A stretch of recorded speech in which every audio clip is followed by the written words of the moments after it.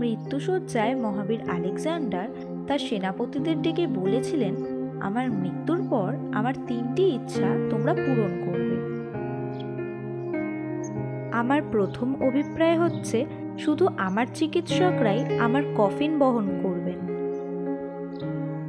আমার দ্বিতীয় অভিপ্রায় হচ্ছে আমার কফিন যে পথ দিয়ে গোরস্থানে যাবে সেই পথে আমার অর্জিত সোনা ও রূপা ছড়িয়ে থাকবে। আর শেষ অভিপ্রায় হচ্ছে কফিন বহনের সময় আমার 2 হাত কফিনের বাইরে ঝুলে থাকবে।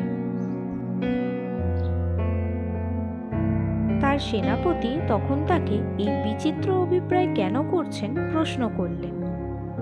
দীর্ঘশ্বাস গ্রহণ করে আলেকজান্ডার বললেন, আমি দুনিয়ার সামনে 3টি শিক্ষা রেখে যেতে চাই।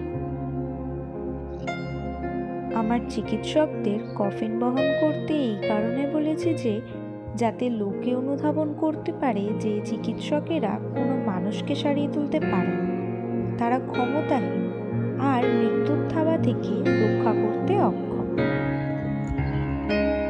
গোরস্থানের পথে সোনাদানা ছড়িয়ে রাখতে বলেছি মানুষকে এটা বোঝানোর জন্য যে সোনাদানার একটা কণাও আমাদের সঙ্গে যাবে না।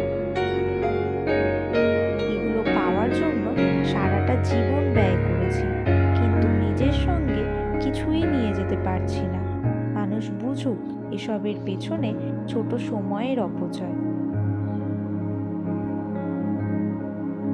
কফিনের বাইরে আমার হাত ছড়িয়ে রাখতে বলেছি মানুষকে এটা জানাতে খালি হাতেই পৃথিবী থেকে চলে যাচ্ছি।